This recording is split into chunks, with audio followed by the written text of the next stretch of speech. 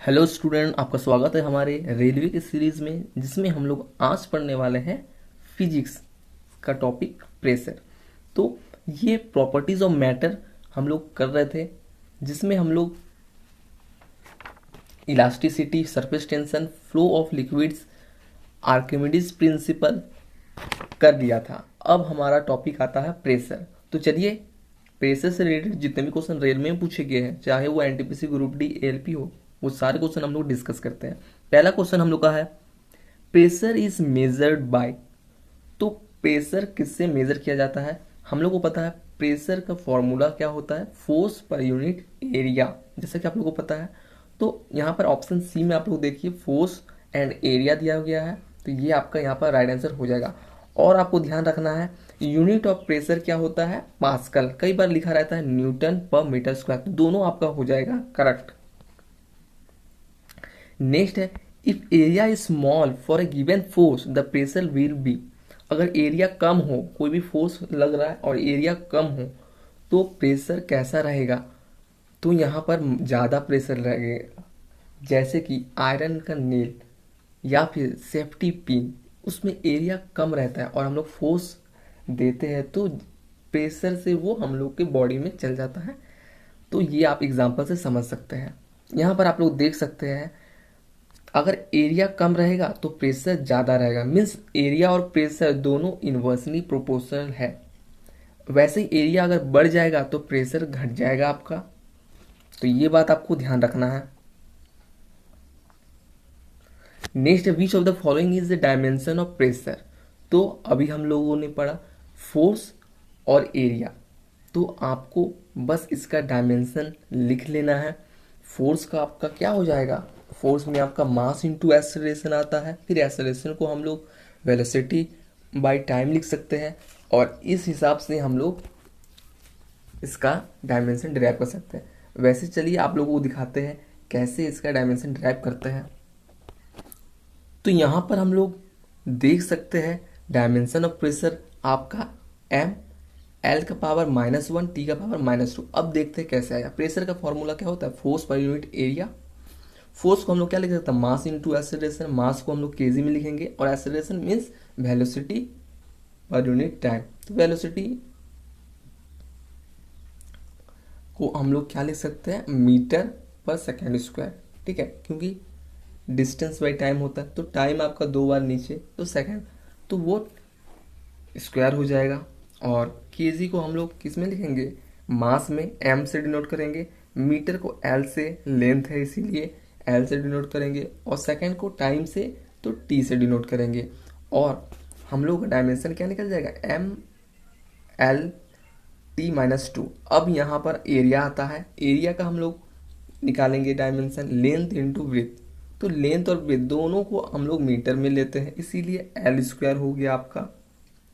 अब ये नीचे है और ऊपर एक एल है, तो नीचे एक एल बच जाएगा, उसी को हम लोग ऊपर लाएंगे, तो एल का पावर -1 हो जाएगा और टी का पावर -2 पहले से है।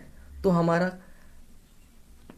फाइनल क्या आ जाएगा, डायमेंशन एम एल का पावर -1 टी का पावर -2। होप कि आपको समझ में आ गया हो। एक बार आप लोग जरूर अपने कॉपी में इसको कीजिए, तो आप लोग को और सही से समझ में आ जाएगा। नेक्स्ट है, प्रेशर इज डिफाइन एज। तो यहाँ पर आपका प्रेशर का बस डेफिनेशन पूछा रहा है। तो प्रेशर क्या होएगा, फोर्स पर यूनिट एरिया। तो यहाँ पर आप लोग देख सकते हैं option number D, thrust per unit area, और ये एक प्रकार का फोर्स है, तो ये भी यहाँ पर राइट आंसर हो जाएगा।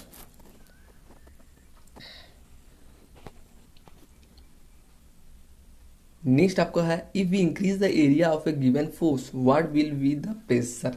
तो हम लोगों ने अभी देखा प्रेशर और एरिया क्या है, इनवर्सली प्रोपोर्शनल है, मीन्स एक बढ़ेगा तो एक घटेगा। अब यहाँ पर बोला गया है कि एरिया को इंक्रीज करेंगे, तो एरिया इंक्रीज करेंगे तो हम लोग का प्रेशर क्या हो जाएगा, घट जाएगा।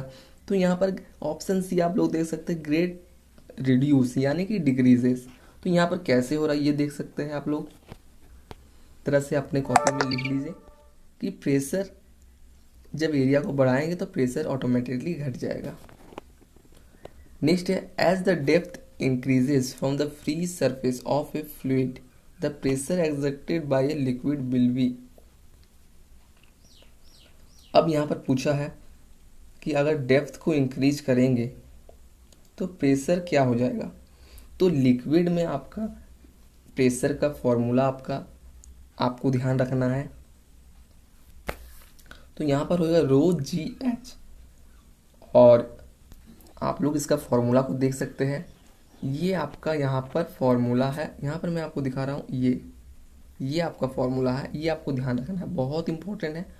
तो यहाँ पर बोला है कि डेप्थ, यहाँ पर ये रो यानी कि जो पीठ जैसा दिख रहा है वो आपका क्या है, डेंसिटी है लिक्विड का, और एच क्या है, हाइट है। यानी कि उसको डेप्थ भी बोल सकते हैं और हाइट भी बोल सकते हैं।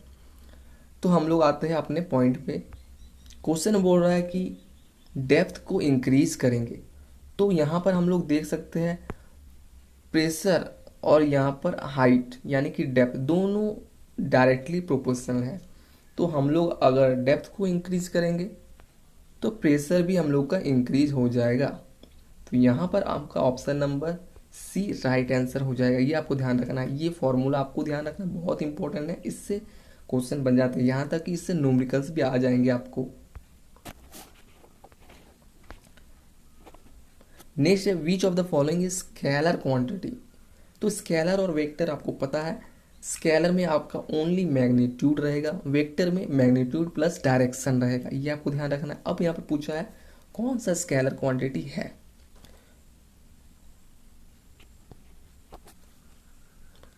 तो इसमें आपका डिस्प्लेसमेंट, मोमेंटम और फोर्स तीनों आपका वेक्टर क्वांटिटी है, लेकिन प्रेशर आपका स्केलर क्वांटिटी है। इसमें आपका ओनली मैग्नीट्यूड रहता है लेकिन डायरेक्शन नहीं रहता है। तो ऑप्शन ए इसमें राइट आंसर हो जाएगा। नेक्स्ट क्वेश्चन आप लोग देखिए, as the depth decreases from the free surface of a fluid the pressure exerted by the liquid will be. अब आप ये क्वेश्चन इजीली कर पा रहे होंगे। इससे पहले हम लोग पढ़े थे डेप्थ इंक्रीज हो रहा था और यहाँ पर डेप्थ डिक्रीज हो रहा, और हम लोग को पता है प्रेशर में डेप्थ और प्रेशर का रिलेशन क्या है, डायरेक्टली प्रोपोर्शनल है। मीन्स एक घटेगा तो दूसरा भी घटेगा, एक बढ़ेगा तो दूसरा भी बढ़ेगा। अब यहाँ पर घट रहा है, अब यहाँ पर आपका डिक्रीज कर रहा है, तो प्रेशर भी क्या होगा, गेट रिड्यूस यानी कि डिक्रीज करेगा। Option number C. ये आपका फॉर्मूला है, यहाँ पर आप इस फॉर्मूले के बेसिस पे हम लोग इसको ड्रॉ करेंगे। Option number C.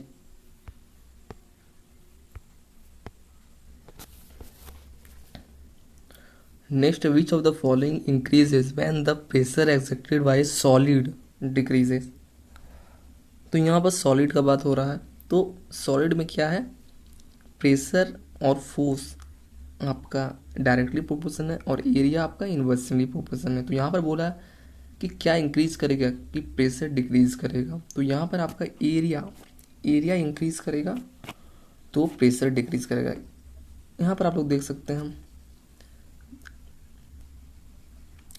ये आपको याद रखना है, pressure equal to force per unit area. इससे आपको ये क्वेश्चन क्लियर हो जाएगा। Next, what is the thrust per unit area called. तो थर्स्ट पर यूनिट एरिया हम लोग क्या कहते हैं, प्रेशर को ही हम लोग थ्रस्ट पर यूनिट एरिया कहते हैं या फिर फोर्स पर यूनिट एरिया कहते हैं। Option number C. Next, which of the following is not a vector quantity. तो यहाँ पर पूछ रहा है कि कौन सा वेक्टर क्वांटिटी है, नहीं है, कौन सा वेक्टर क्वांटिटी नहीं है, यानी कि कौन स्केलर क्वांटिटी है। तो स्केलर और वेक्टर में आपको कोई दिक्कत नहीं होगा।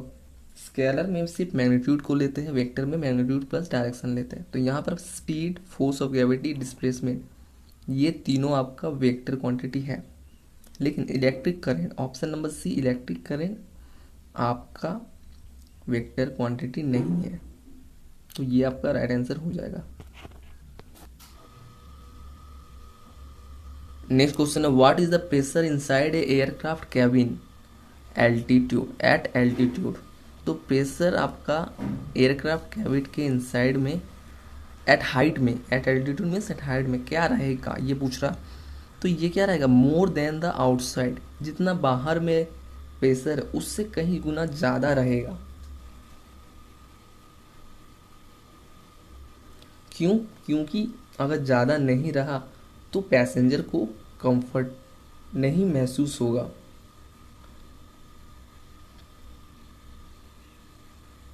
नेक्स्ट आपका क्वेश्चन है, the pressure of air at a certain temperature is proportional to. तो pressure of air certain temperature में किसके प्रोपोर्शनल होता है? तो ये आपका डेंसिटी के प्रोपोर्शनल होता है।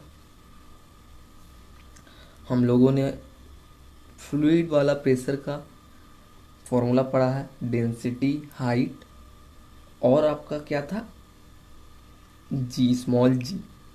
तो यहाँ पर हम लोग उससे डेंसिटी के प्रोपोर्शनल हम लोग कह सकते हैं। फॉर्मूला आपका ये था,